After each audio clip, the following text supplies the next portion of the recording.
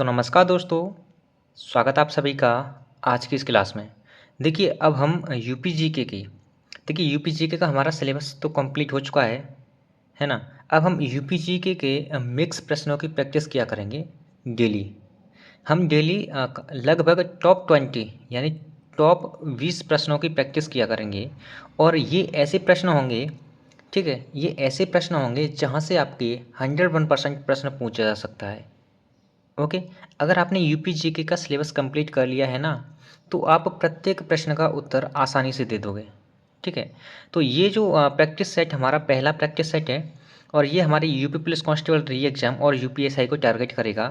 Question देखिए, पहले मैंने कुछ नॉर्मल प्रश्न लिए हैं, ठीक है, ताकि आपको एक थोड़ा बिलीव होता जाए खुद पर भी। आपसे ये प्रश्न बनते जाएंगे तो आपको एक कॉन्फिडेंस लेवल है ना, वो इंक्रीज होगा, है ना। क्योंकि कॉन्फिडेंट रहना बहुत ज़रूरी है किसी भी एग्जाम के लिए। ठीक है। तो आइए शुरू करते हैं। देखिए पहला क्वेश्चन है, अगर आपसे पूछा जाए कि सोनभद्र का मुख्यालय का नाम क्या है। जो सोनभद्र जिला है ना अपने यूपी का, सोनभद्र का जो मुख्यालय है उसका क्या नाम है, तो आपका आंसर होगा रॉबर्ट्सगंज।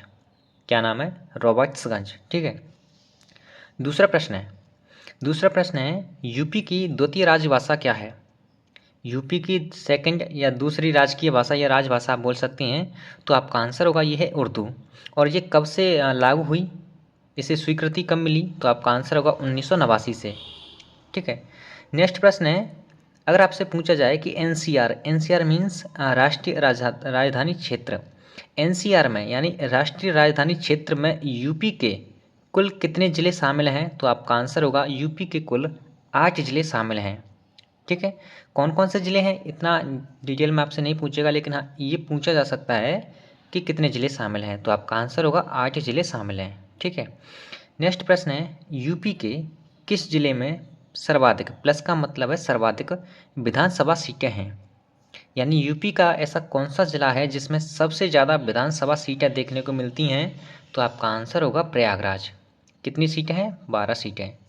देखिए अगर आपको प्रश्नों का लेवल अच्छा लगे ना, प्रश्न आपको अच्छे लगे कि हाँ कि ये एग्जाम में यहाँ से आने की पॉसिबिलिटी ज़्यादा है, तो आप वीडियो को लाइक कर देना।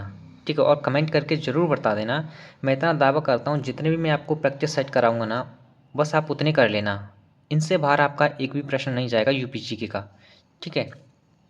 नेक्स्ट प्रश्न है, पांचवा प्रश्न। अगर आपसे पूछा जाए कि यूपी में अब तक कितनी बार राष्ट्रपति शासन लग चुका है ना, तो प्रश्न क्या कहता है, देखिए यूपी में कुल कितनी बार राष्ट्रपति शासन लगा है, तो आपका आंसर होगा 10 बार।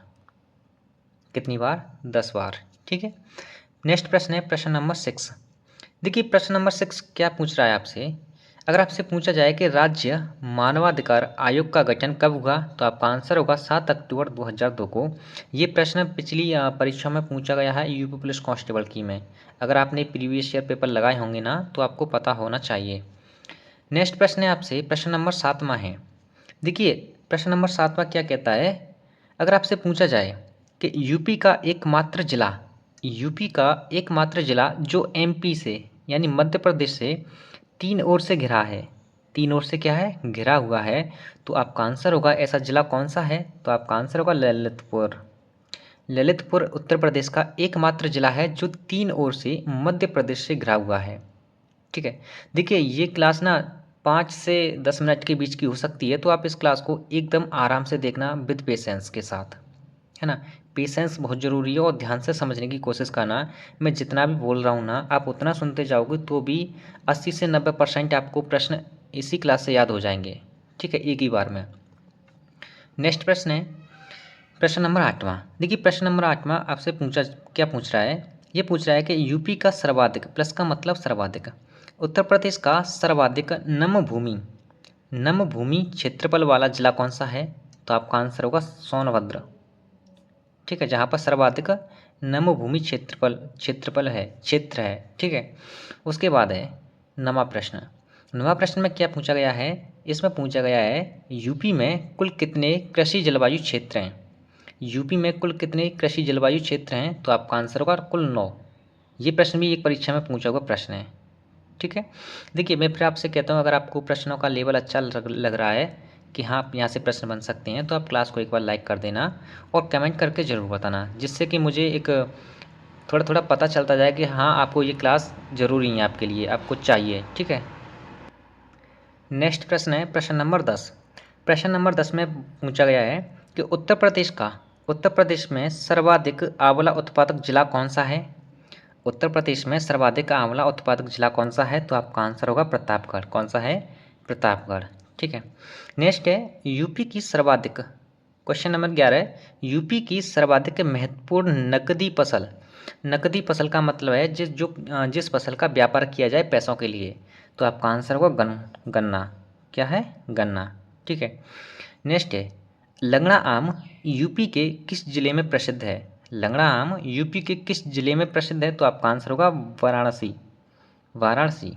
ठीक है, प्रश्न नंबर 13 है, ये क्या कहता है, अगर आपसे पूछा जाए कि यूपी में जो आलू होता है ना, यूपी में आलू का निर्यात किस नाम से होता है।